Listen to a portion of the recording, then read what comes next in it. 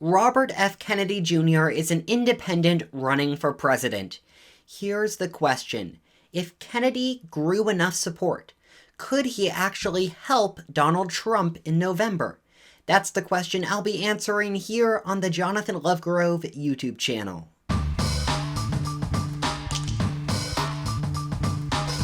So obviously the Kennedy name carries a lot of weight, a historic political name. So for a candidate to enter with that name who's in the family line, he's kind of guaranteed to make a splash. He started running as a Democrat and now is running as an independent. So we really have to ask ourselves, is he a threat? Is he a threat to the Democrats? Is he a threat to the Republicans? Is he a threat to both? Well, a great place to start is by looking at what the party response has been to Kennedy's run. Look at this.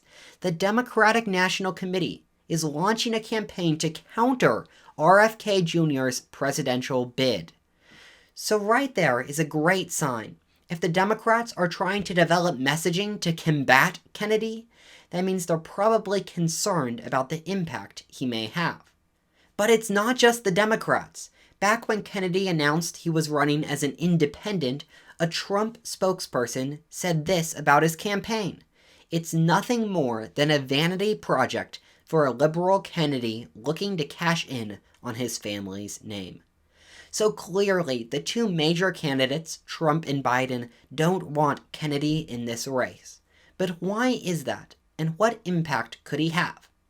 Well, first we have to look at ballot access. Listen to this interview with Kennedy to see what he thinks about reaching ballot access in all 50 states. I know you're happy about making the ballot in Utah. Is that going to be a big challenge for you, getting on the ballots? Do you believe you'll be able to get on all of them around the country?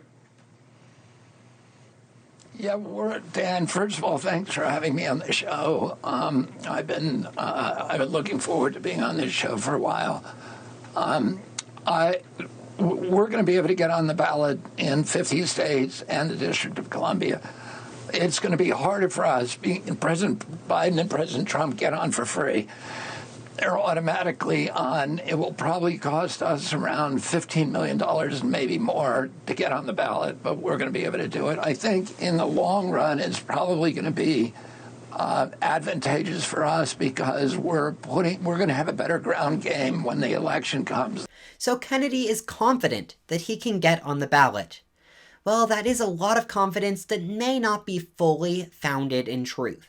But here is the factual state of his ballot access campaign. Earlier this month, the campaign announced that they had enough signatures to get him on the ballot in Nevada.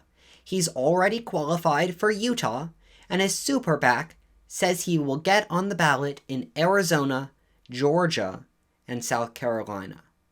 Those two right there towards the end, Arizona and Georgia, those are the two big states that are swing states where he may have an impact. Kennedy doesn't have to be on the ballot in all 50 states to make a major impact in this race. So what impact would he make? Well, look at this. A November Siena College poll in 6 battleground states, including Arizona, where he'll likely be on the ballot, found that slightly more Democrats than Republicans would back Kennedy. These battleground states have tiny margins that determine victory. So if just a few voters move over to Kennedy from one side more than the other side, it can give an advantage, in this case, to Trump. Let's dive deeper into the polling. Right here, The Hill has an average of polls. When you look at Trump versus Biden, Trump is barely ahead, 44.6% of the vote to 43.8%. But when you make this a three-way race and add in Kennedy, Kennedy polls at 11%, and Trump leads by a little bit more. It's not a big lead. It's 2.7%, but that little increase in his lead could be enough to sway this election. So, Kennedy could be a factor.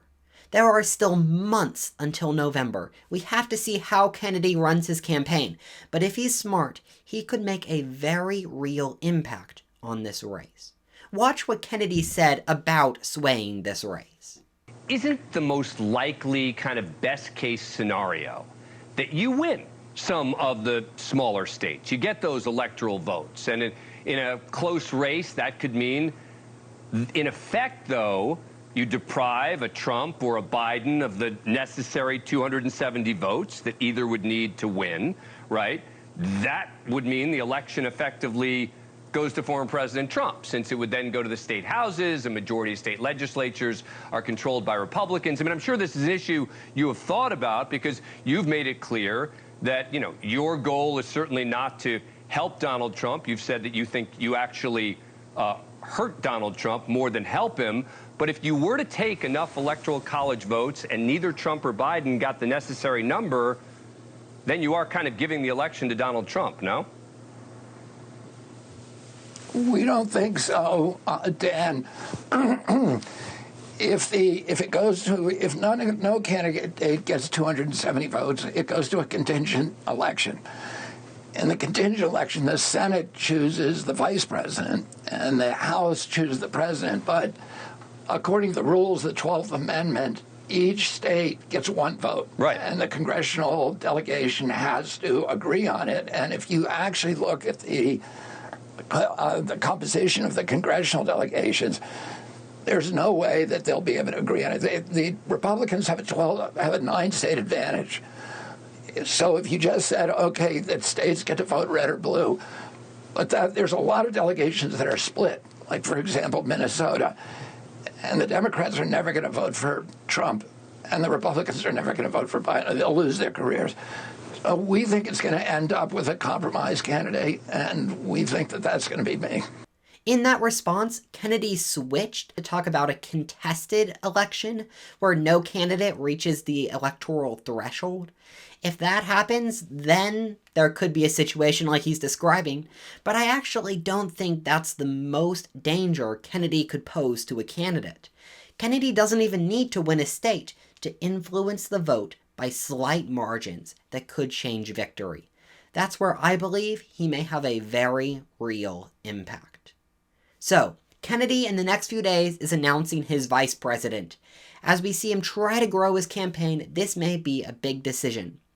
Many names have been floated, including Nicole Shanahan, who helped fund his Super Bowl ad commercial. Here's the problem for Kennedy. If he chooses someone like this, for whatever reason, potentially wealth, though he's denied that outrightly, if he chooses a lower name candidate, it's going to make him seem even less credible as a third party. I actually think Tulsi Gabbard aligns very well with his policies and would make a great VP. But in the next few days, we will find out who he's chosen, and we'll see how he shapes his campaign to hopefully make an impact in this race. So that's the state of Robert F. Kennedy Jr. and his campaign. Now before you go, make sure to check out this video where I rank Trump's vice presidential options. You can watch that right here.